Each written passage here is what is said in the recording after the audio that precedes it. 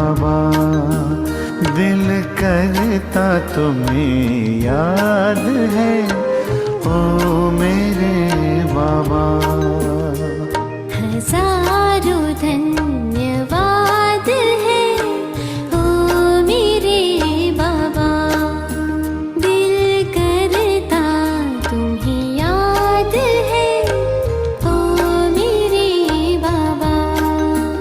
ओ प्यार लुटाने वाले, जीवन बनाने वाले, ओ प्यार लुटाने वाले, जीवन बनाने वाले, शुक्रिया बारंबार है ओ मेरे बाबा।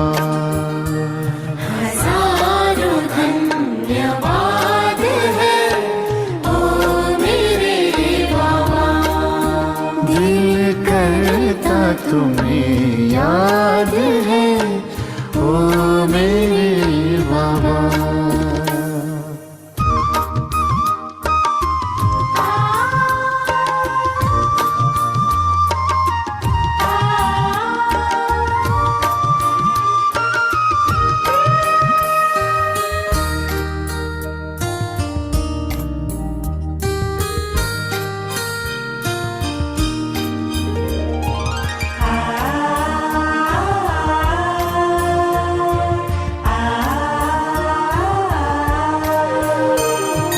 मिलन का ये मेला मनाया निराला,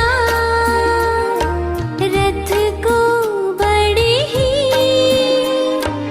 जतन से संभाला।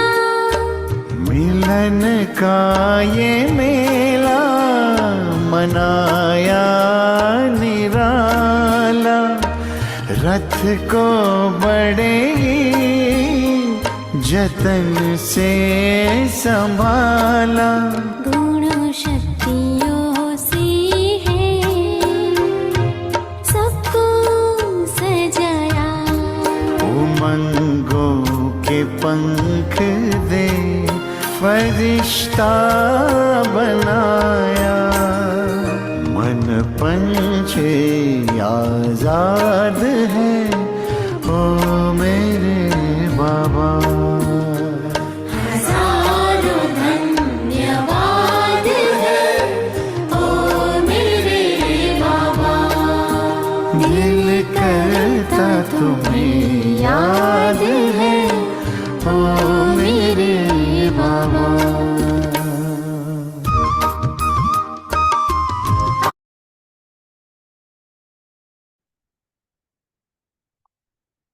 ओम शांति। महसूस कयूं हलंदे फिरंदे रूहानी यात्रा, हलूं था मिठड़े बाबल वटि परम धाम।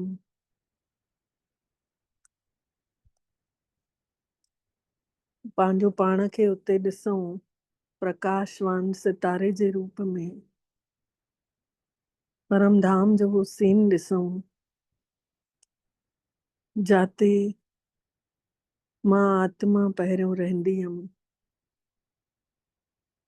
शक्तिशाली किरणनि जो सागर, परम पिता परमात्मा जूं प्यार सां भरियल किरणा, शांतीअ जूं किरणा असां आत्माउनि में अनोखी शक्ति भरजंदी थी वञे। शिव परमात्मा पिता मूं सुख शांतीअ जूं अपार किरणनि जी बरसात मां आत्मा में समाइजंदी थी वञे। मां आत्मा भी सच्चे सुख शांतीअ जो अनुभव कयां थी। पावरफुल किरणा असां आत्माऊं वठी वठी ख़ुशीअ सां भरपूर था थियूं। केतिरो मन खे मोहण वारो इहो सीन आहे जंहिं महिल बाबे मिठड़े सां असां आत्माऊं मिलूं था, विचार कयूं पूरी एकाग्रता सां मन ही मन ख़ुशीअ सां परम पिता परमात्मा सां मिलन थो हले। बाबा सुख शांति आनंद पवित्रता केतिरनि गुणनि सां मांखे भरपूर था कनि। मां आत्मा चार्ज थींदी थी वञा। पंहिंजो पाण खे चार्जिंग पॉइंट ते लॻायूं ऐं आत्मा रिचार्ज थी वञे, सची शांति सां भरपूर थी वञे। सचो सुख मिलण थो लॻे। परम आनंद जूं लहरनि में लहरायूं था। भगवान सां मिलन केॾो सुहिणो सीन आहे संगम युग जो। जेको सचो सुख पूरा 5000 साल न मिलियो, हाणे हिन थोड़े से समय में पंहिंजो श्वासन खे सफल करे वठूं, खजाने सां भरजी वञूं। निश्चल निस्वार्थ प्यार हर ॿार जे अॻितों परमात्मा लुटाए रहिया आहिनि। महसूस कयूं मां उन्ही सत्यम शिवम सुंदरम जी ॿार आहियां। भगवान जो सच्चो संग पाए मां शक्तिशाली महसूस थी कयां पंहिंजो पाण खे। मां आत्मा सुखनि जी सागर ठही वई आहियां। पंहिंजो पाण खे फुल चार्ज करे हेठि हलूं था सूक्ष्म वतन में। पावरफुल लाइट जे शरीर में अची संसार जी सेवा लाइ ॾिसूं था ब्रह्मा बाबा में शिव बाबा वेठल ऐं असां बि चमकीलियूं ज्योति लाइट जे शक्तिशाली शरीर में फरिश्ता ठहियल संसार खे सकाश ॾियण लाइ लाइट जी काया में चमकीलो परम पिता परमात्मा बि ॾिसूं था। सभिनी दादियुनि खे बि ॾिसूं था, मम्मा खे बि ॾिसूं था। महसूस कयूं उन्हनि जे निरड़ तां बि निकिरंदड़ सुहिणो प्रकाश सुख शांतीअ जो प्रेम जो पूरे संसार ॾे पए थो। बाबा सां गॾु दादियूं बि मम्मा बि पाण सभु ब्राह्मण फरिश्ता पूरे विश्व धरा ते दुखी आत्माउनि खे सुख ॾियण लाइ राहत ॾियण लाइ परमात्मा जी रहमत वरसायूं था। जेको मिलियो आहे उहो विरायूं था। विश्व ग्लोब ते अची वञूं। बाबा खां जेको भरे आया आहियूं उन्ही खे सभिनी खे विराइणो आहे। ॾिसूं करोड़ो आत्माउनि ॾे इहो सकाश वेंदो थो वञे। मम्मा ऐं दादियूं बि अशांत मननि खे शांत कनि थियूं। सुख जो सागर अची चुकियो आहे हिन संसार में। सभिनी खे सुख लुटाए रहिया आहिनि। सभिनी खे शुद्ध विचार ॾियूं था। अॼु खां जंहिंजा बि कोई कर्म बंधन आहिनि त सभु बंधननि खां मुक्त थी हल्का थी वञनि। हिन सकाश सां सभिनी जा बंधन टुटी पइनि। ॾींदा वञूं पवित्रता जे सागर खां वठी करे सभिनि जो जीवन पवित्र ठाहे छॾियूं। मां चमकीलो सितारो पुण्यात्मा संसार में पावरफुल किरणा फैलायां थी। सभिनी आत्माउनि खे सुख शांति जो दान मिले थो। जेके ड्रिजी विया आहिनि, जंहिंखे अञा बि अंदर में भउ आहे, उन्हनि खे परमात्मा शक्ति भरनि था। बाबा ने सॼो खजानो असां आत्माउनि जे मथां लुटाए रहिया आहिनि। उन्ही परमात्मा पिता जा वाइब्रेशन सभिनी ताईं पहुचाइणा आहिनि। प्रसाद जेको ॾिनो तंहिं उहो विरहाए करे सभिनी खे खाराइणो आहे। पूरे संसार ॾे नज़र घुमायूं,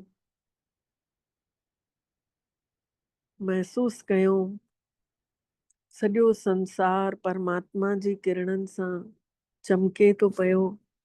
दुखी आत्माऊं सुखनि जो अहसास थियूं करनि, परेशान जेके चिंताउनि में आहिनि, जिन वटि विघ्न आया आहिनि, उन्हनि सभिनी ताईं परमात्मा जूं किरणा उन्हनि जे निरण में वञी शक्ति भरनि थियूं। ऐं महसूस कयूं असांजो बि पंजनि तत्वनि जो शरीर जेको हेठि आहे, हिन शरीर में बि बाबा जी सकाश थी पए। जीअं मंदिर में मूर्ति थींदी आहे, उअं ई मां हिन शरीर में शुद्ध पवित्र आत्मा वेठल आहियां। पूरे शरीर खे बि सकाश ॾियूं ऐं पंहिंजी अखियुनि में ॾिसूं, मुख मां बि निकिरंदड़ शक्तिशाली प्यार भरी आवाज खे ॿुधूं, अखियूं बि ॾिसूं रूहानी दृष्टि, नज़रिया सॼा मटिजी विया। नज़रां उहे ई आहिनि पर नज़ारा मटिजी विया। ॾिसण जो तरीक़ो मटिजी वियो। सभिनी खे आत्मा था ॾिसूं ऐं अखियुनि सां निकिरंदड़ किरणा जेके बि हलनि था उन्हनि खे फ़रिश्ता ॾिसूं था। हथनि सां कम कयूं था ऐं शरीर त जीअं हिकदमि हल्को पवित्र श्रेष्ठ थी वियो आहे। पाण सभु फ़रिश्ता अची पंहिंजे पंहिंजे पंजनि तत्वनि जे पुतले में समाइजी था वञूं, फुल चार्ज थी करे। शक्तिशाली आत्मा हिन दुनिया खे सुखनि जो संसार ठाहिण लाइ असां सभु तयार आहियूं। पंहिंजो पाण खे स्वमान ॾियूं। मां आनंदमयी आत्मा, मां शिव जी शक्ति आहियां। मां पवित्रता जो प्रकाश फैलाइण वारी, मां कात्यायनी महावरदानी सभिनी खे सुख ॾियण वारी आत्मा आहियां। मां सृष्टि जी आधार मूर्त आत्मा आहियां, नवनिर्वाणकारी आत्मा। पंहिंजो पाण खे सुमान ॾेई खड़ो कयूं, सभिनि जी सेवा में हाजिर हुजऊं। जीअं बाबा कराए तीअं हलंदा हलूं। ओम शांति, ओम शांति, ओम शांति।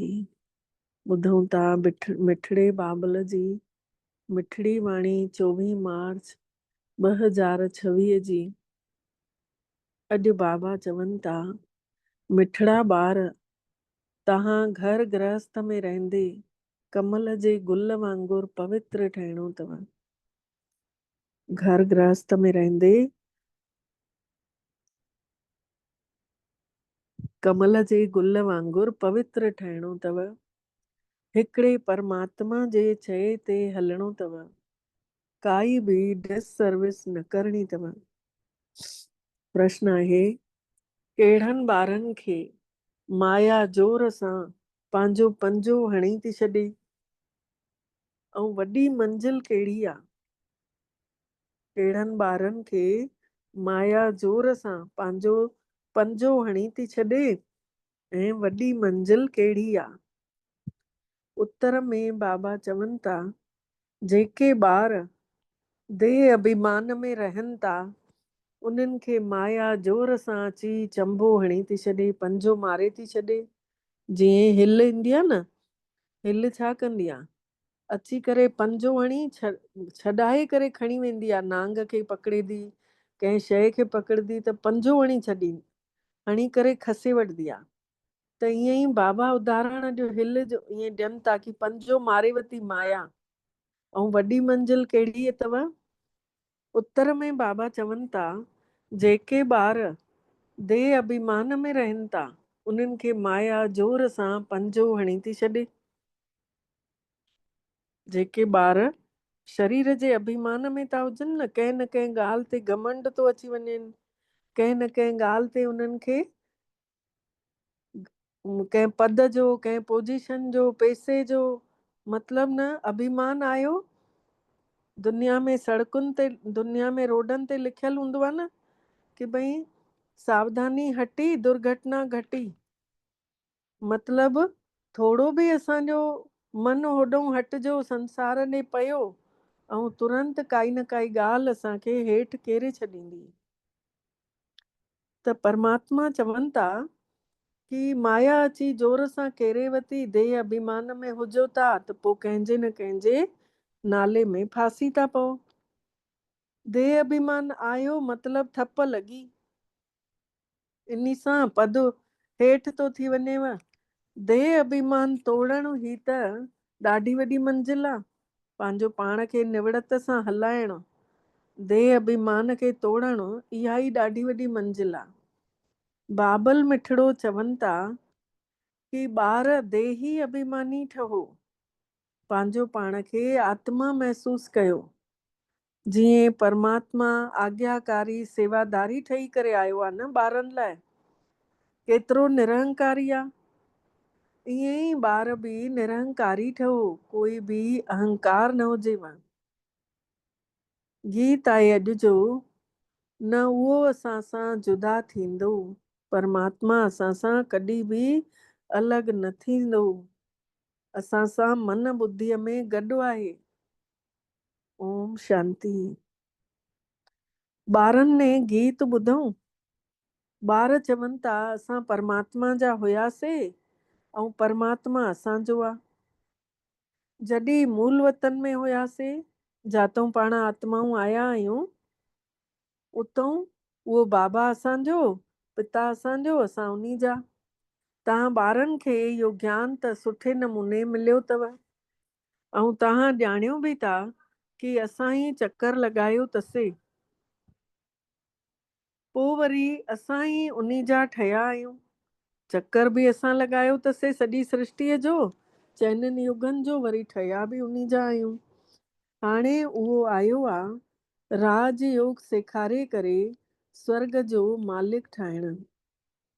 शिव भोलोनाथ आयो आहे असां सभिनी खे सुख शांतीअ जी दुनिया जो मालिक ठाहिण। 5000 साल पहिरियों वांगुरु आयो आहे, जीअं 5000 साल पहिरियों आया हुया। हाणे बाबा मिठड़ा चवनि था, हे ॿार जी बाबा, त ॿार थी करे हिते मधुबन में वेही न रहिजो। मधुबन जेके वेंदा आहिनि न, उन्हनि खे मन ई न कंदो आहे उतां मोटण जो। हर कोई चाहींदो आहे मां हिते ई रहां। त बाबा चवनि था हिते रहणो न अथव, हिते तव्हां आया आहियो बादल ठही भरपूर थियण, वञी करे वरी पंहिंजे पंहिंजे शहरनि में वसायो, ॿियनि खे बि ज्ञानवान ठाहियो। तव्हां पंहिंजे गृहस्थ व्यवहार में रहंदे कमल जे गुल वांगुरु पवित्र रहो।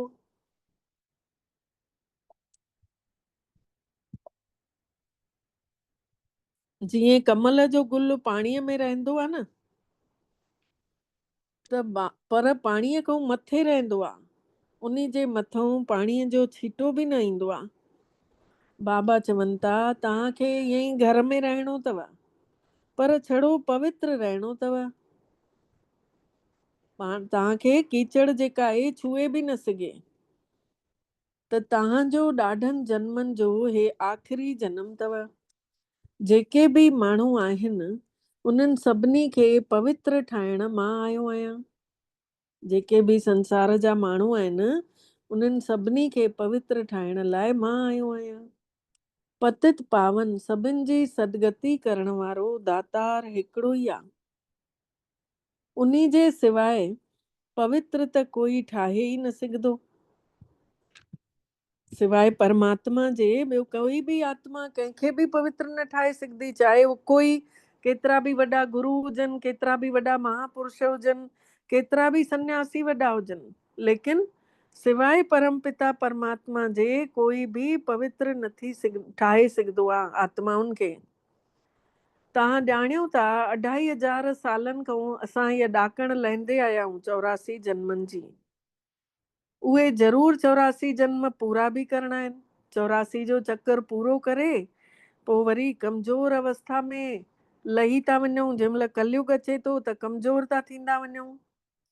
पोइ जंहिंमहिल कमज़ोर ॾिसे थो मथां परमात्मा मुंहिंजा ॿार एॾा सुहिणा देवियूं देवता हुया, ताक़त वारा हुया, कमज़ोर थी विया त भॻवान खे लहिणो थो पए। सॾु कयूंसि था पतित पावन सीताराम रखपत राघव राजा राम। अची करे असांजी पत रखे थो, असांखे अची ठाहे थो वरी सां। विच में त कोई पतित खां पावन ठाहे न सघंदो। द्वापर युग में अगरि चाहियूं अचे त भॻवान त अची न सघंदो आहे द्वापर में, छोकी तेॾी महिल पंहिंजे धर्म स्थापकनि खे मोकिलंदो आहे कि वञो मुंहिंजे ॿारनि खे वञी करे सची राह ॾेखारियो। पर जंहिं महिल ॾिसे थो उन्हनि सां बि ॿार मुंहिंजा नथा सुधरनि त पोइ पाण खे अचिणो थो पएसि। त दुनिया में कोई बि न परमात्मा खे थो ॼाणे न उन जी रचना खे थो ॼाणे कि इंसान कीअं हिते अचनि था, कीअं वञनि था, कंहिं सृष्टि रची, कोई बि नथो ॼाणे। हिन संसार जे नाटक जे आधार ते सभिनी खे कलयुग में तमो प्रधान त ठहिणो ई आहे। त कलयुग में कलह क्लेश जो समय थो हले। परमात्मा अची सभिनी खे पवित्र ठाहे शांति धाम में वठी था हलनि। ऐं तव्हां पंहिंजे पिता खां सुखनि जे संसार जो वरसो बि पायो था। बाबा चवनि था तव्हां पंहिंजे बाबे खां सुखनि जे संसार जो हाणे ज्ञान मिलेव थो न, इन सां अंदरि सुकून महसूस थो थिए न कि भॻवानु आयो आहे असांखे पढ़ाइण। सतयुग में कोई दुख त थींदो ई कान्हे। हिन महिल तव्हां जीते जी उन बाबे जा ठहिया आहियो। बाबा चवनि था तव्हांखे घर गृहस्थ व्यवहार में रहणो अथव। बाबा कॾहिं कंहिंखे चई न सघंदा आहिनि कि भई पंहिंजो घर परिवार छॾियो, कॾहिं बि न चईंदा। गृहस्थ व्यवहार में रहंदे छड़ो हे आख़िरी जन्म असांखे पवित्रता सां रहणो आहे। मन वचन कर्म सां पवित्र। कर्म बि सुठा कयूं, मन में बि कंहिंजे प्रति कोई बि ईर्ष्या द्वेष न हुजे। जीअं भॻवानु आहे कंहिंजे लाइ न रखियो अथईं ईर्ष्या द्वेष, तीअं असांखे बि करिणो आहे, तॾहिं भॻवान जी प्रत्यक्षता थींदी। बाबा ने कॾहिं चयो अथईं छा कि तव्हां घर परिवार छॾियो? कॾहिं बि न। हाणे सेंटर वारनि खे भॻवान अॼु चवनि था कि तव्हां त भॻवान जी सेवा अर्थ ईश्वरी जी सेवा जे करे घर परिवार छॾे आया आहियो। केतिरा ॿार अहिड़ा आहिनि जेके घर गृहस्थ में रहंदे बि ईश्वर जी सेवा कनि था पिया। त छॾायो कंहिंखे बि न वेंबो आहे घर परिवार, छोकी ॾेवण वारो होॾे मोकिलण वारो त पाण दातार आहे। उन ई मोकिलियो अथईं हिन घर परिवार जी सेवा करण लाइ। ऐं जेके बि घर में भाती आहिनि इहे सभु ठाकुर ॾिना अथईं, हिननि जी सेवा कयो। बाबा कंहिंखे छॾाईंदा न आहिनि। तव्हां पाण ई सेवा ते निकिता आहियो। बाबा ने कंहिंखे बि न छॾायो अथईं। तव्हांजे शरीर जा माउ पीउ शादीअ जे लाइ चवनि था न, तव्हां नथा कयो छोकी तव्हां ॼाणियो था कि हाणे मौत जे संसार जो आख़िरी समय हले थो। जेके सेंटर ते रहनि थियूं भेनर उन्हनि त विहांउ कया कोन अथऊं। उन्हनि जा परिवार वारा उन्हनि खे सॾु कंदा आहिनि कि अचो त विहांउ करायूं, पर बाबा चवनि था जेके ॼाणनि था ज्ञान वेरजी अथनि उहे चवनि थियूं असांखे पतो आहे संसार त इन जो आख़िरी समय हले थो, शादी त बर्बादी थींदी, पोइ असां पवित्र कीअं रहंदासीं? असां छो न भारत खे स्वर्ग ठाहिण जी सेवा में लॻी वञूं? ॿार चाहिनि था कि राम राज्य थिए।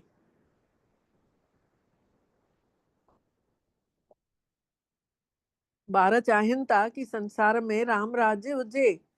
पुकारनि बि अथा कि हे पतित पावन सीताराम, असां सभु आत्मा रूपी सीताऊं आहियूं, असांजो परमात्मा पिता राम आहे। त हे राम अची करे असांखे हिन संसार खे स्वर्ग ठाहे। चवंदा बि आहिनि पर सम्झंदा त कुझु बि कान्हनि। सन्यासी बि चवंदा आहिनि हिन महिल जो सुख जेको आहे न थोरे समय जो सुख आहे। जीअं कांउ हूंदो आहे न, थोरो समय झटि झटि चुगींदो आहे, झटि झटि वरी गंदगी करे हली वेंदो आहे। त संसार जो सुख बि ईअं ई आहे, थोरी देरि जो सुख आहे। हमेशह जो सुख खपे त परमात्मा खे यादि करिणो पवंदो। जेतिरो यादि कंदासीं ओतिरो सुख जी महसूसता थींदी। बाबा चवनि था हिते त सुख अथव ई कान। चवंदा रहनि था पर कंहिंजी ॿुद्धीअ में ई कान थो अचे। परमात्मा कोई दुख जे लाइ थोड़ी हीअ सृष्टि रची अथईं। मिठड़ो बाबल चवनि था, छा तव्हां विसरी विया आहियो? स्वर्ग में त दुख जो नालो निशान बि न रहंदो आहे। उते त कंस काथों आया? स्वर्ग में त न कंस आहे, न सूर्पणखा आहे, न कोई आहे। हाणे हिते ई आहिनि सभु। राम सां गॾु रावण, कृष्ण सां गॾु कंस, सभु हिते ई आहिनि।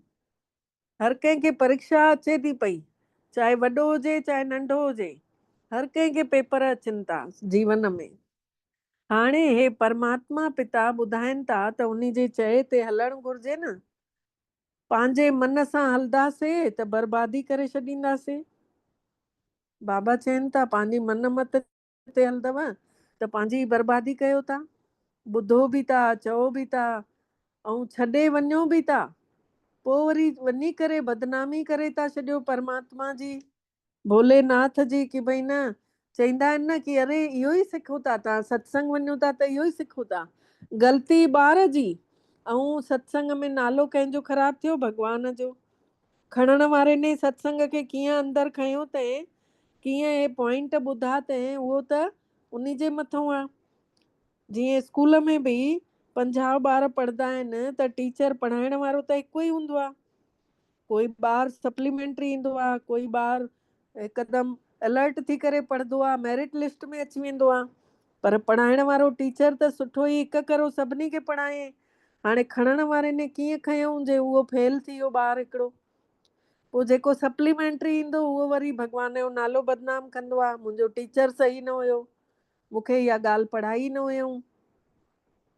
त बाबा चवनि था पोइ वञी करे ॿाहिरि डिससर्विस था करे छॾनि त उन जो छा थींदो? हीरे जहिड़ो जीवन ठाहिण जे बदिले कौड़ी जहिड़ो था ठाहे वठनि।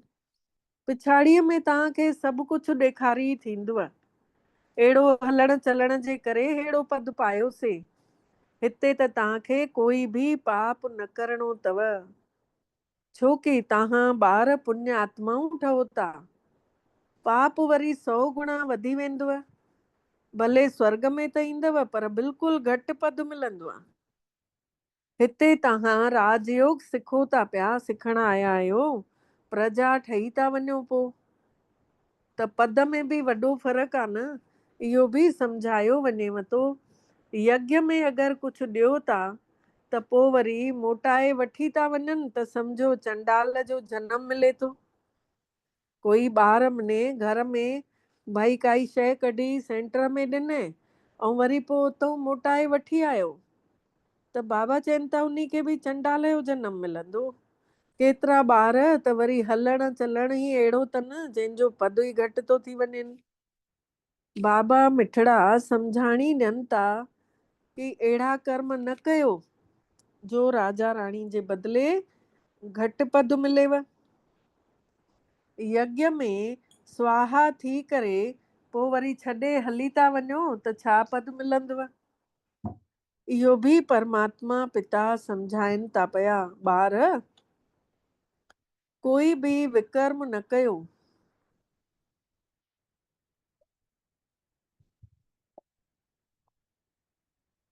न त 100 गुणा सजा मिलंदव। पोइ छो नुक़सान करणु घुरिजेव? बाबा चवनि था अहिड़ो नुक़सान पंहिंजो पाण खे छो था कयो?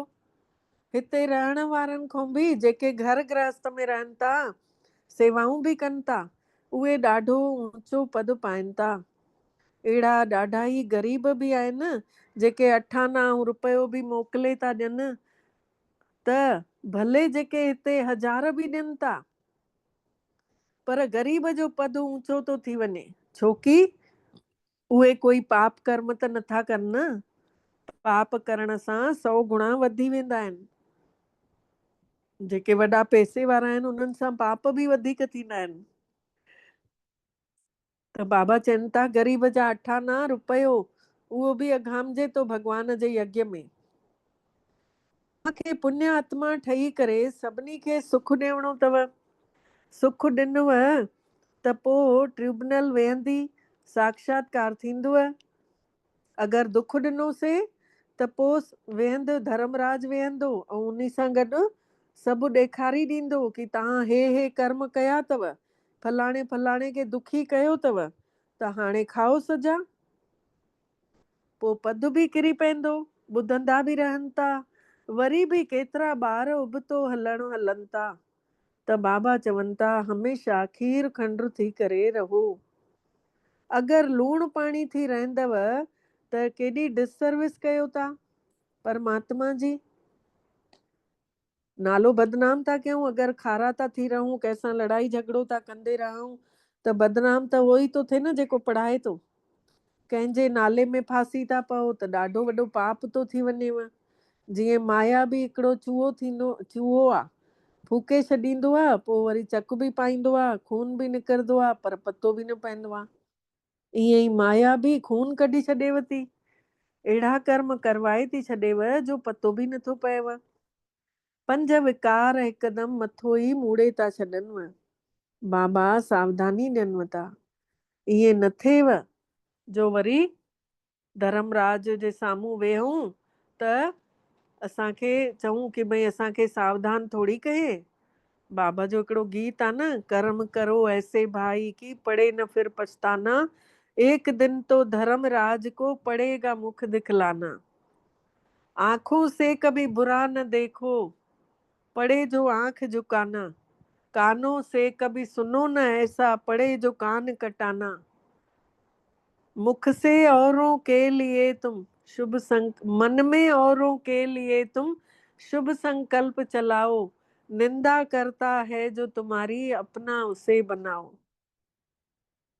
केॾो हिक हिक कर्मेंद्री लाइ चयल आहे उन गीत में। त बाबा चवनि था ईअं न थिए कि आख़िरीअ में धर्मराज जे साम्हूं वेहो ऐं तव्हां चओ कि असांखे त सावधानी न कयो हुयव। त तव्हां ॼाणियो था जेको ईश्वर पढ़ाए थो पाण केतिरो निरंकारी आहे। चवनि था मां आज्ञाकारी सेवादारी आहियां। कंहिं कंहिं ॿारनि में त अहिड़ो अहंकार केतिरो हूंदो आहे, बाबा जा ठही करे पोइ अहिड़ा कर्म कंदा आहिनि जो ॻाल्हि न पुछो। इन खां वधीक सुठो त जेके ॿाहिरि रहनि था गृहस्थ व्यवहार में, उहे ॾाढा ऊंचा था हली वञनि। देह अभिमान अचण सां ई माया अची जोर सां पंजो थी हणी छॾेव। जीअं देह अभिमान आयो, माया बि हिल वांगुरु अचे थी, अची केरे थी छॾे। बाबा चवनि था देह अभिमान तोड़ण ई ॾाढी वॾी मंजिल अथव। देह अभिमान आयो मतिलबु थप लॻव, त देह अभिमान अचण ही छो घुर्जे जो पद ख़राब थी वञे। ईअं न थिए कि उते वञी ॿुहारी पाइणी पए। हाणे अगरि बाबा खां कोई पुछे त बाबा ॿुधाए सघंदा आहिनि, ऐं पाण बि सम्झी सघंदा आहियो कि मां केतिरी सेवा में आहियां, केतिरी सेवा कयां थो।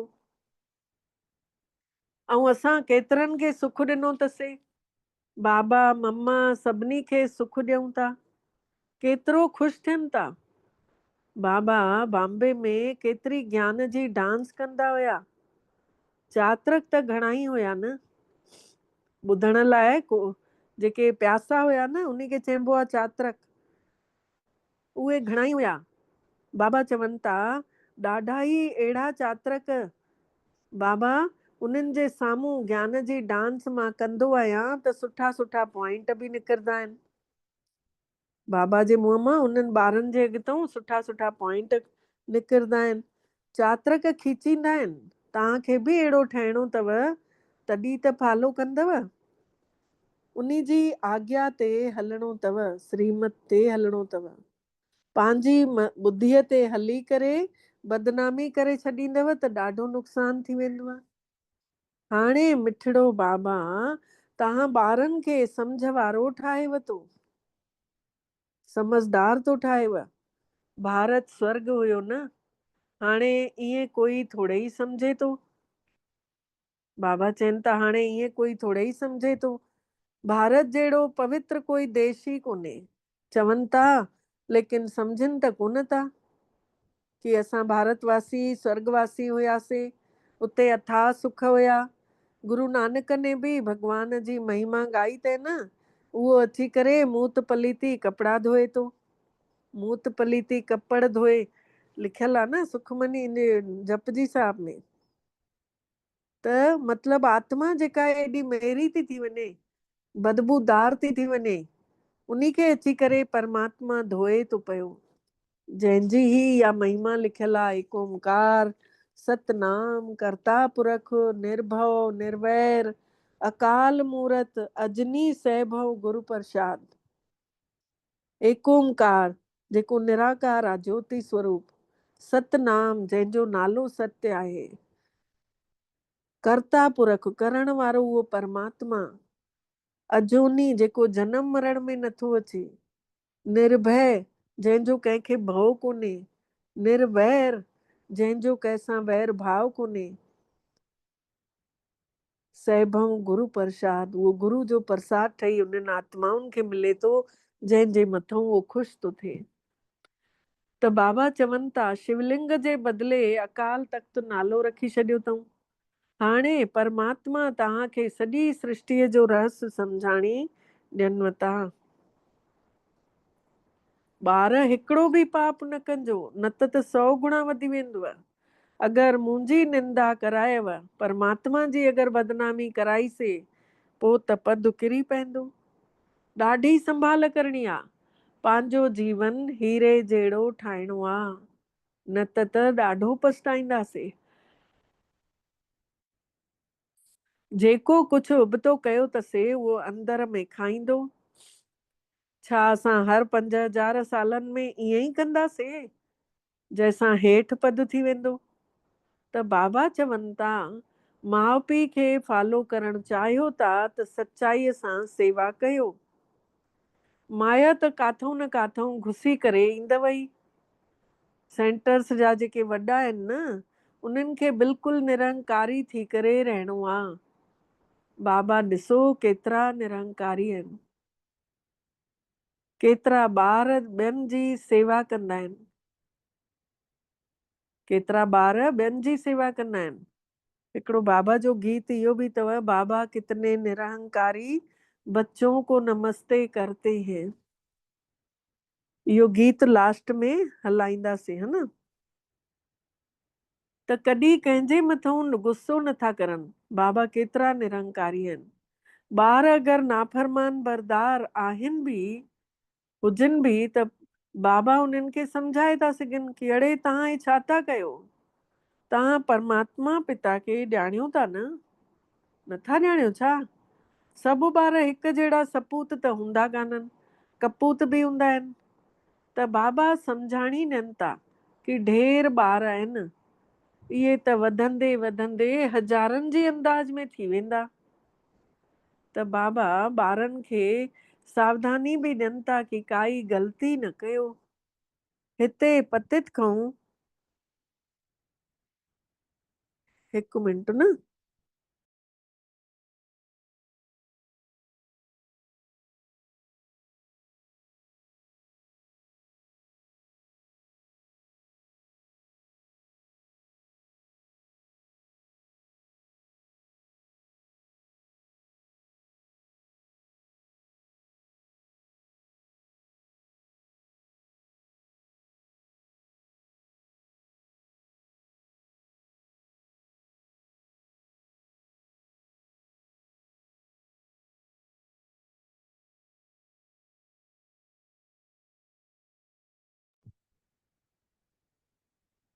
त बाबा चवनि था कि बाबा सम्झाणी ॾियनि था, सभु हिकु जहिड़ा त सपूत थींदा न आहिनि, कपूत बि थींदा आहिनि। ढेर ॿार आहिनि, वधंदे वधंदे हज़ारों जी अंदाज में थी वेंदा।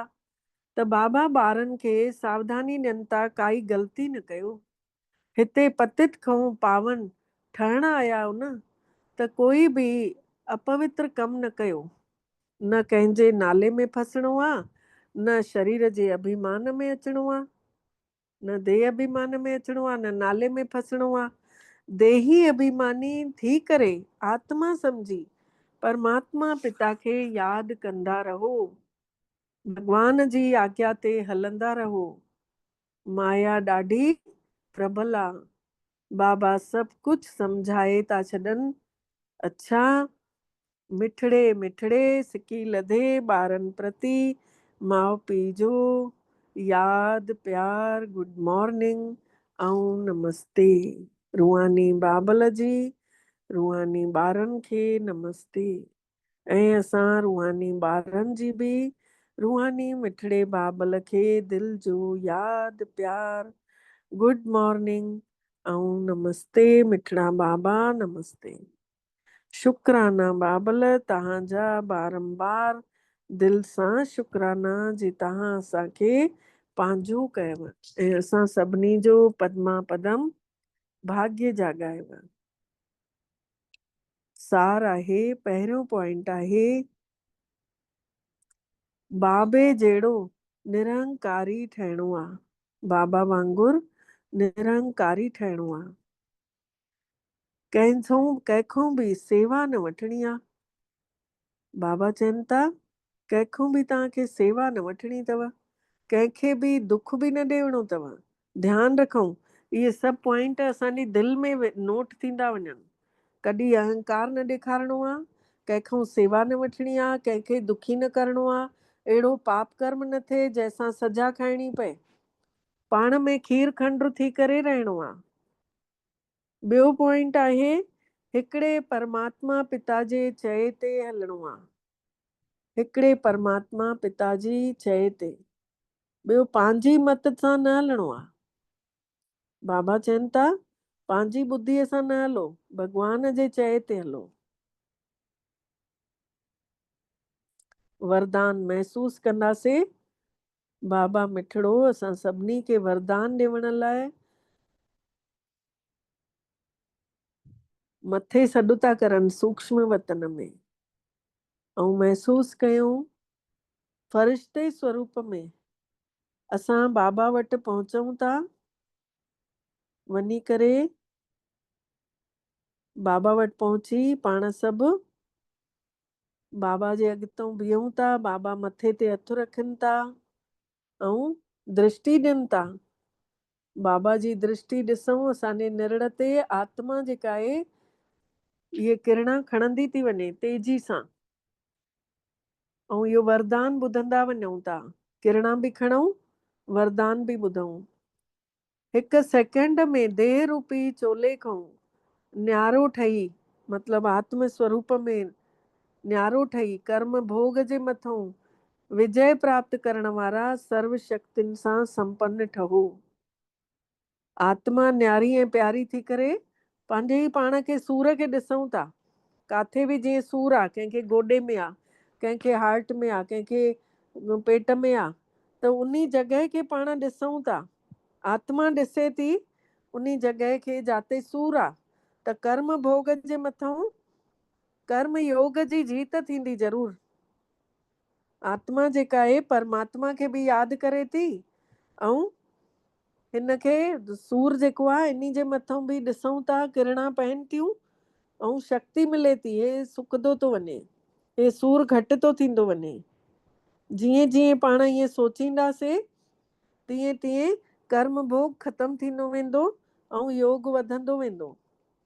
डिटेल में आहे जीअं बाबा ने आख़िरी समय कए न, ऐं जीते बाबा ने होॾो खंघि न पई छॾेसि, होॾो शुगर वधियल हुअसि, हेॾो बाबा बार बार उन आत्मस्मृति में बि टिके पियो।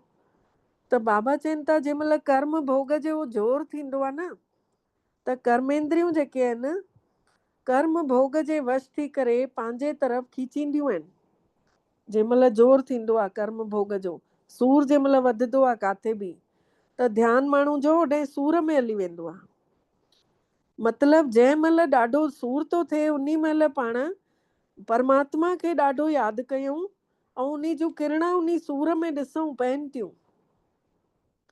साक्षी थी करे कर्मेंद्रियूं भोगनि थियूं पयूं, परमात्मा जी शक्ति आत्मा वठे थी ऐं उहा अंदरि ई अंदरि उन सूर वारी जॻह ते उहा शक्ति वञी पए थी। त सभिनी शक्तियुनि सां भरपूर अष्ट रतन विजयी चवराईंदासीं अगरि असां इहा अवस्था पंहिंजी करे था सघूं त। इन जे लाइ ॾाढो समय, लंबो समय हिन देह रूपी चोले खां न्यारो ठहिण जो अभ्यास करिणो आहे। हे कपिड़ा, ही दुनिया जी आकर्षण, हीअ माया जो खिचाव, इहो टाइट न हुजे, असांखे खींचे न, तॾहिं इहे कपिड़ा जल्दी लाहे सघंदासीं। आत्मा झटि पोइ शरीर छॾे वेंदी हली।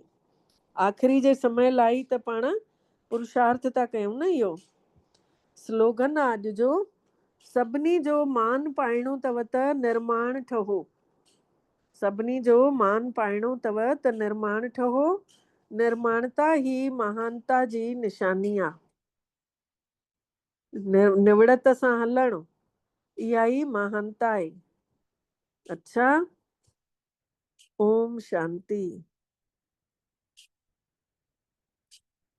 कंहिंखे कुझु पुछणो हुजे त पुछी सघंदा आहियो, न त हे गीत शेयर कयूं था। पहिरियों हिन गीत खे ध्यानु लॻाए ॿुधंजो। परमात्मा ॾिसो कीअं छा शइ चवनि था पिया। बाबा कितने निरहंकारी बच्चों को नमस्ते करते हैं।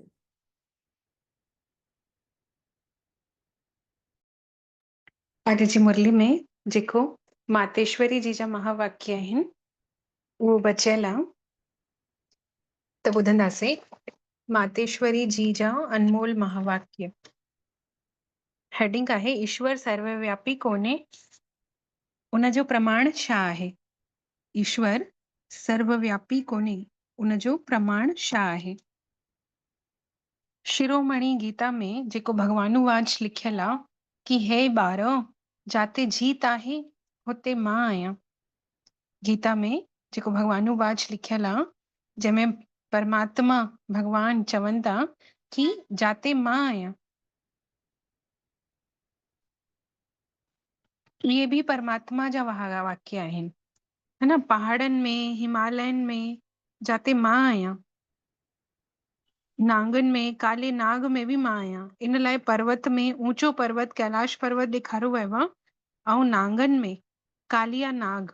त इन सां सिद्ध थिए थो कि परमात्मा अगरि सर्व सापनि में केवल कारे नाग में आहे त सर्व नांगनि में कीअं हूंदो, है न। जॾहिं गीता में लिखियल आहे कि पर्वतनि में, कैलाश पर्वत में मां आहियां, ऐं नांगनि में, काली नाग में मां आहियां। ईअं पर्टिकुलर नालो खणी करे बाबा ने, परमात्मा ने, भगवान ने गीता में भगवानुवाच में शब्दनि में चयो अथई। त पोइ इन सां बि माता जगदम्बा मम्मा चवनि था कि इन सां बि सिद्ध थींदो आहे कि परमात्मा पोइ सभिनी नांगनि में कोन्हे, केवल कालिया नाग में। पर्वतनि, सभिनी पर्वतनि में कोन्हे, केवल कैलाश पर्वत में आहे। त इन सां बि सिद्ध थिए थो कि परमात्मा जो वास सभिनीनि में कोन्हे। अगरि परमात्मा ऊंचे ते ऊंचे पहाड़ में गोया हेठि ते हेठि पहाड़ में कोन्हे, है न। ऊंचे ते ऊंचे पहाड़ में आहे त हेठि ते हेठि जेको नंढे तो नंढो पहाड़ आहे उन में कोन्हे को। जाते जीत आहे उते उनजो जन्म आहे परमात्मा जो, है न। हार में परमात्मा कोन्हे। हाणे इहे ॻाल्हियूं सिद्ध करनि थियूं कि परमात्मा सर्वव्यापी कोन्हे। हिकु तरफ़ ईअं चऊं था, ॿिए तरफ़ वरी चऊं था कि परमात्मा अनेक रूप में आहे। गीता में हाणे हिकु तरफ़ चवनि था, पढ़नि था कि उहो जनम मरण खां न्यारो आहे, जाते जीत आहे उते आहे, त पोइ हार में कीअं परमात्मा हूंदो न। हिकु तरफ़ चवनि था ईअं ॻाल्हियूं कि परमात्मा हिते आहे, है न। पर्टिकुलर नालो खणी करे चवनि था कि हिन में आहे, त पोइ वरी कीअं चई सघंदा आहिनि कि हुन में बि आहे। त इन सां बि सिद्ध थिए थो कि परमात्मा सर्वव्यापी कोन्हे। त मम्मा चवनि था कि परमात्मा अनेक रूपनि में अचे थो। जीअं परमात्मा खे 24 अवतारनि में ॾेखारियो वियो आहे। चवनि बि था कि कच्छ मच्छ आदि सभु स्वरूप परमात्मा जा आहिनि। हाणे इहो त उन्हनि खे मिथ्या ज्ञान आहे न। इहो त उन्हनि खे बाबा चवनि था, मम्मा चवनि था कि मिथ्या ज्ञान आहे। ईअं ई परमात्मा खे सर्वत्र समझी वेठा आहिनि, जॾहिं हिन समय कलयुग में सर्वत्र माया ही व्यापक आहे। बाबा चवनि, मम्मा चवनि था कि परमात्मा सर्वव्यापी कोन्हे, हिन समय त माया सर्वव्यापी आहे। त परमात्मा व्यापक कीअं बि ठही सघंदो आहे, है न। गीता में बि चवनि था कि मां फिर सां माया व्यापक कोन आहियां। गीता में चवनि था परमात्मा कि मां फिर माया में व्यापक कान आहियां। इन सां सिद्ध थिए थो कि परमात्मा सर्वत्र कोन्हे। परमात्मा पाण चए थो गीता में कि मां माया में कोन आहियां। जॾहिं माया में कोन्हे ऐं माया सभ में आहे त परमात्मा सभ में कीअं थी थो सघे। है न, केॾो क्लियर मम्मा ज्ञान ॿुधाईंदा हुया, है न। इहो ज्ञान अगरि असां भी कंहिंखे सम्झाए सघंदा आहियूं त इन सां बि सिद्ध थी सघंदो आहे। असां कंहिंखे बि सिद्ध करे ईअं मम्मा वांगुरु ॿुधाए सघंदा आहियूं कि परमात्मा वास्तव में सर्वत्र कोन्हे, छोकी माया सर्वत्र आहे। ऐं गीता में साफ़ साफ़ अक्षरनि में लिखियल आहे कि परमात्मा माया व्यापक कान्हे, छोकी माया सर्वत्र आहे ऐं परमात्मा माया व्यापक कान्हे, त पोइ परमात्मा सर्वत्र कीअं थो थी सघे। ॿियो पॉइंट आहे निराकारी दुनिया आत्मा ऐं परमात्मा जो रहण जो स्थान आहे। त इनखे ॾिसूं हाणे मम्मा केतिरो क्लियर करे सम्झाइनि था कि निराकारी दुनिया आत्माऊं ऐं परमात्मा जो रहण जो स्थान आहे। डिटेल में मम्मा चवनि था कि हाणे इहो त असां ॼाणे वरितो अथसीं कि जॾहिं असां निराकारी दुनिया में चऊं था कि निराकार जो अर्थ ई कोन्हे, त हुनजो आकार ई कोन हूंदसि। त मम्मा चवनि था जीअं असां निराकारी दुनिया चऊं था त हिन जो मतिलबु आहे कि ज़रूर कोई दुनिया आहे, है न। दुनिया चऊं था निराकारी, न हुनजो भले आकार कान्हे दुनिया जो, लेकिन दुनिया त आहे न, हुनजो अस्तित्व त आहे न, मम्मा चवनि था। परंतु हुनजो स्थूल सृष्टि मुआफ़िक आकार कान्हे। स्थूल सृष्टि जो आकार कीअं आहे? पृथ्वी जो आकार गोल आहे, स्थूल वतन जंहिंखे चईंदा आहियूं, जिते असां आत्माऊं शरीरनि जे द्वारा पार्ट वॾाईंदा आहियूं। लेकिन निराकारी भी दुनिया आहे, है न, हुनजो अस्तित्व आहे, परंतु हुनजो कोई आकार कान्हे। त ईअं परमात्मा भी निराकार आहे, है न, उनजो भी पंहिंजो सूक्ष्म रूप अथसि, भले उनजो कोई एग्जैक्ट रूप कोन्हेसि को, लेकिन सूक्ष्म रूप अथसि, उनजो अस्तित्व आहे, है न। त असां आत्मा ऐं परमात्मा जो धाम निराकारी दुनिया आहे। त जॾहिं असां दुनिया अक्षर चऊं था त माना इन सां सिद्ध थिए थो कि हिन दुनिया जे अलावा भी कोई दुनिया आहे, तॾहिं त हुनजो नालो दुनिया पियो। हाणे दुनिया माना जिते माण्हू रहंदा आहिनि, लेकिन छोकी उहो निराकारी दुनिया चवराई वई आहे, त हुते अखंड ज्योति, है न, आत्माऊं रहंदियूं आहिनि, परमात्मा अखंड ज्योति सां। त परमात्मा जो जेको रूप आहे उहो अखंड ज्योति तत्व आहे। त मम्मा चवनि था कि परमात्मा जो रहण जो ठिकानो भी उहो ई आहे जंहिंखे रिटायर्ड होम चयो वियो आहे। रिटायर्ड होम माने जिते कुझु कमु कार न कयो वेंदो आहे। हाणे कोई भी सर्विस मां रिटायर थींदो आहे त घर में बसि वेही टाइम पास कंदो आहे, त उहो भी असांजो रिटायर्ड होम आहे, जिते असां वेही करे बसि टाइम पास कंदा आहियूं, है न, थोरो समय लाइ शांति में वेही रहंदा आहियूं, वञी करे मुक्ति जी अनुभूति थींदी आहे। लेकिन वरी उते बोर थी वेंदा आहियूं त वरी पंहिंजो पाठ वॾाइण देवी देवता स्वरूप में पहिरें जन्म में सतयुग में, है न, जंहिंखे कल्ह बाबा ने चई न कि वन जन्म में ईंदा आहियूं। त मम्मा चवनि था त हाणे परमात्मा जे घर खे परमात्मा न चयो वेंदो, परमात्मा त अलॻि आहे, उनजो पंहिंजो सूक्ष्म अस्तित्व अथसि, लेकिन उनजे घर खे परमात्मा न चयो वेंदो।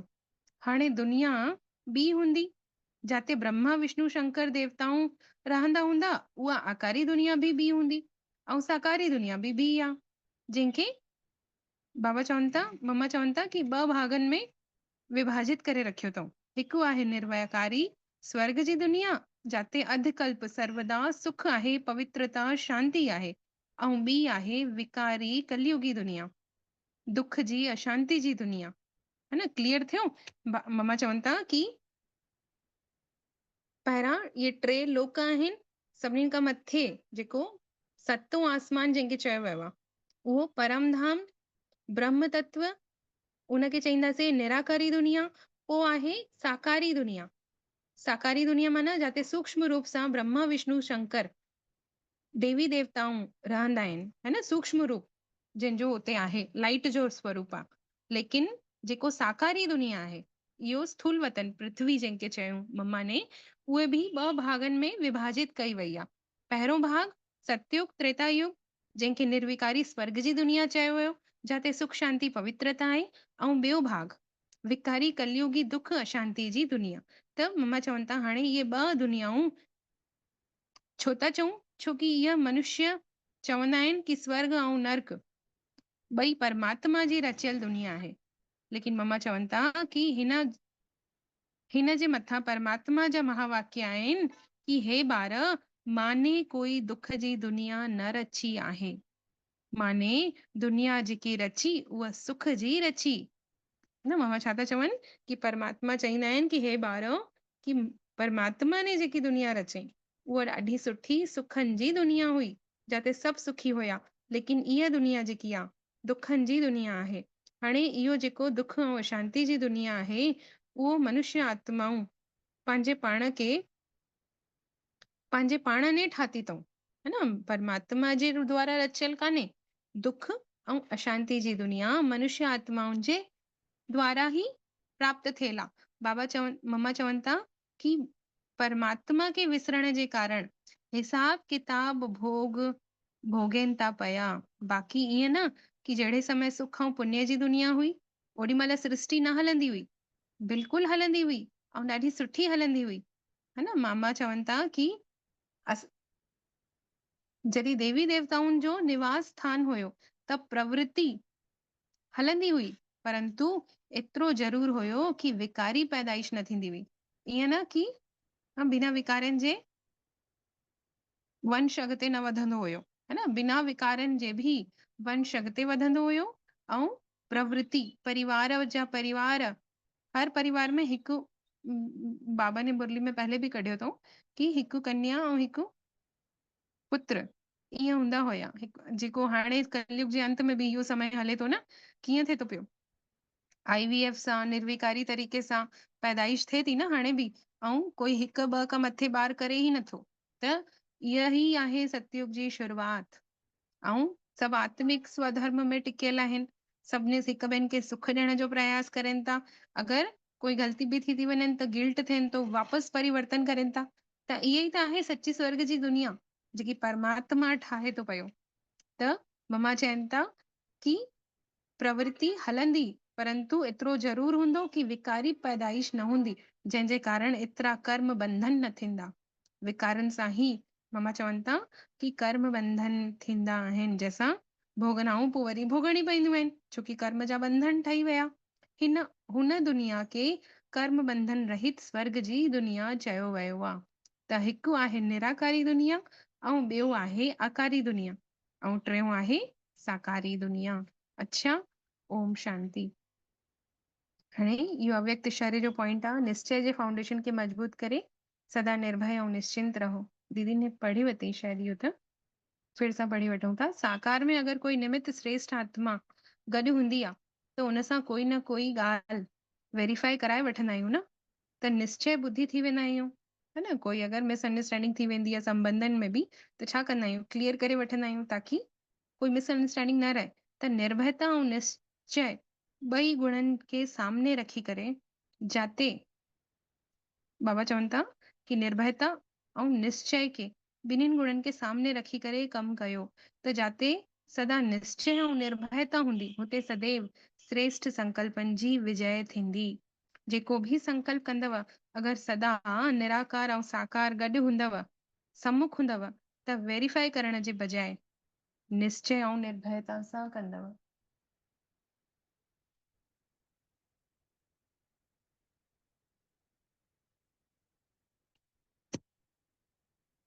इन सां समय भी वेस्ट न थींदव। अच्छा, ओम शांति। हाणे 2 मिंट मेडिटेशन त दीदी ने शुरू में ही कराए चुका आहिनि। 2 मिंट अञा बाबा खे यादि करे पोइ मीट एंड कंदासीं। महसूस कयूं मां इहो देह न आहियां जेको इन स्थूल अखियुनि सां ॾिसण अचे थो। पंहिंजो देह खे ॾिसूं, इहो त हड्डी मांस जो पुतलो आहे। इन जी चमक धमक सभु हिकु समय नष्ट थी वेंदी। हिकु समय अहिड़ो ईंदो जीअं जीअं समय गुज़रंदो वेंदो,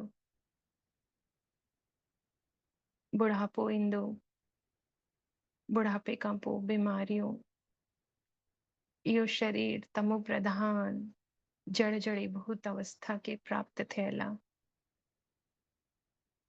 थोड़ो भी इन शरीर में आकर्षण न हुजे। ॾिसूं पंहिंजे असुल स्वरूप खे। मां अति सुंदर, दिव्य, चमकीली बिंदु स्वरूप आत्मा आहियां। मां आत्मा ने अनेक जन्म नया नया चोला धारण करे पंहिंजे अंतिम जन्म में पहुची आहियां। अनुभव कयूं इहो मुंहिंजो संगम युग जो अनमोल जीवन आहे। महसूस कयूं उन में भी परमात्मा जो पालना मिलण ॾाढी अद्भुत क़िस्मत आहे। असांजो ॾाढो ऊंचो भाग्य, श्रेष्ठ कर्मनि जो अथाह भक्ति जो फल आहे, जो परमात्मा पिता ने असांखे पंहिंजो ठाहे असांजो जीवन ही सवलो करे रखियो अथई। ॾाढा ॾाढा शुक्राना कयूं था मिठड़े बाबल जा।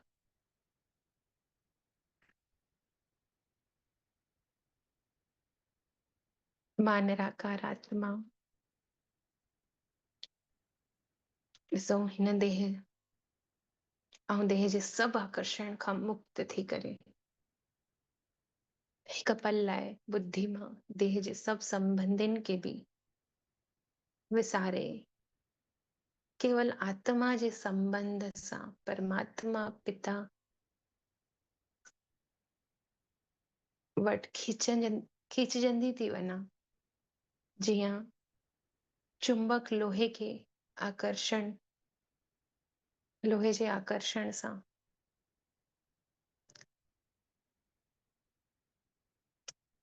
चिपकी वेंदो आहे लोहे सां,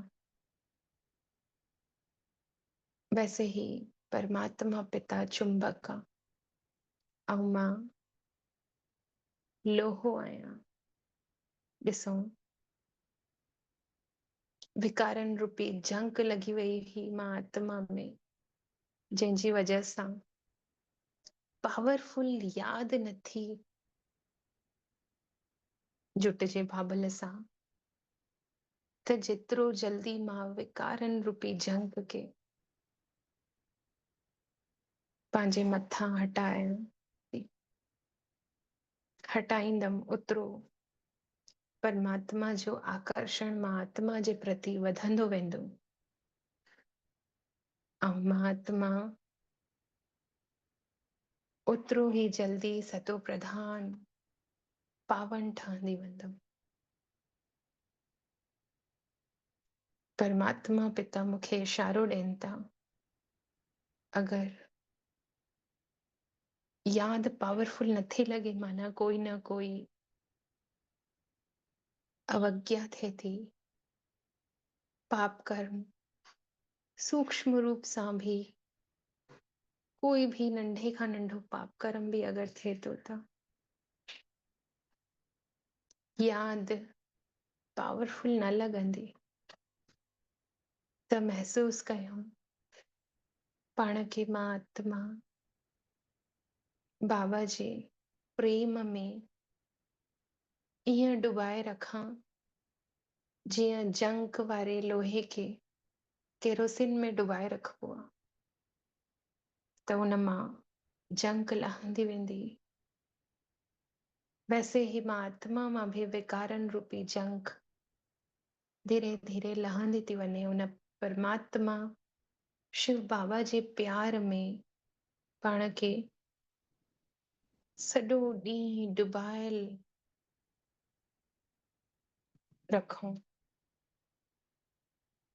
महसूस कयूं उन प्रेम जे सागर में मां आत्मा गहराईअ में लहंदी थी वञा ऐं गहरे प्रेम जो परमात्मा पिता मां आत्मा खे अनुभव कराइनि था।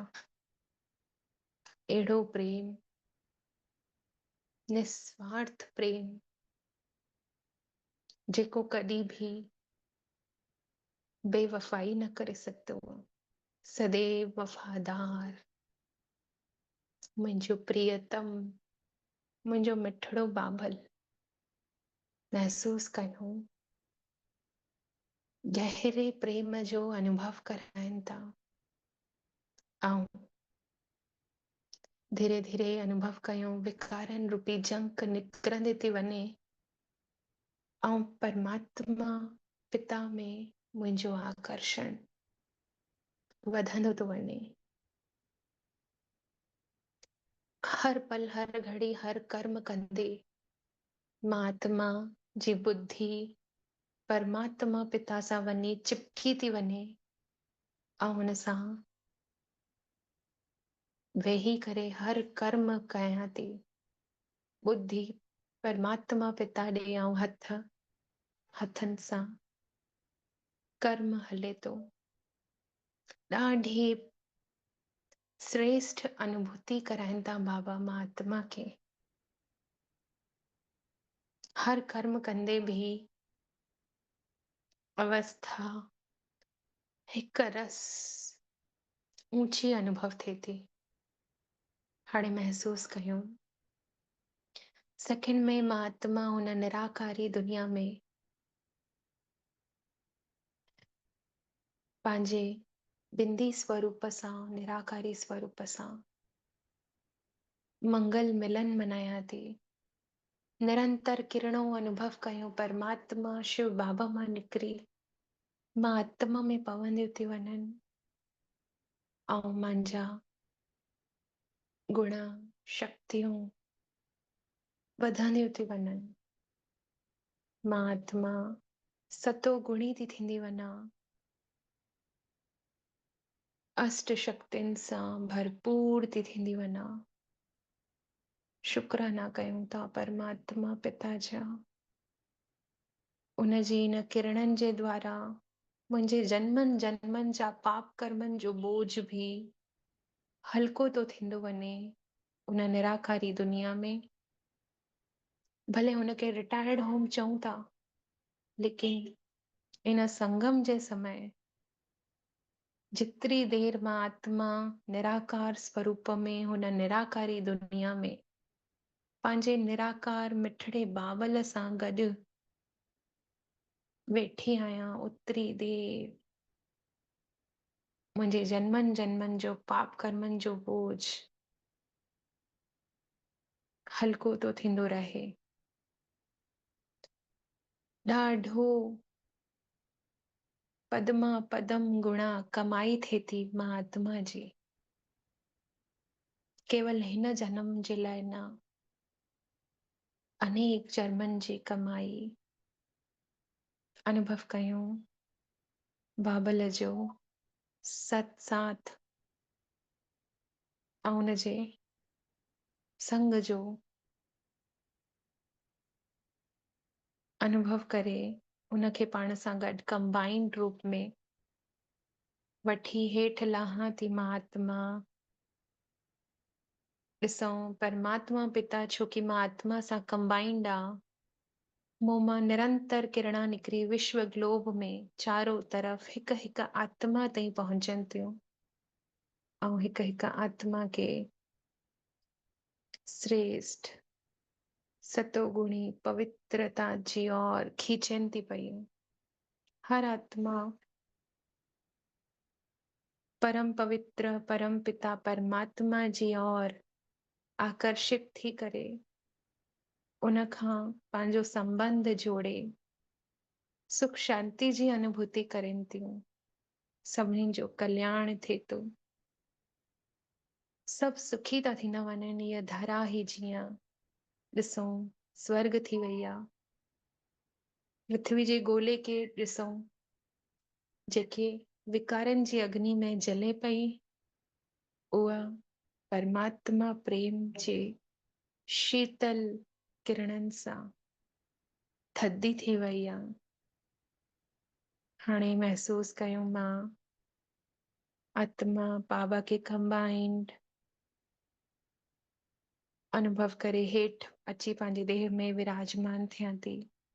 उन मिठड़े प्यारे अनुभव सां गॾु जेको परमात्मा पिता ने मां आत्मा खे कराई। अच्छा, ओम शांति, ओम शांति, ओम शांति।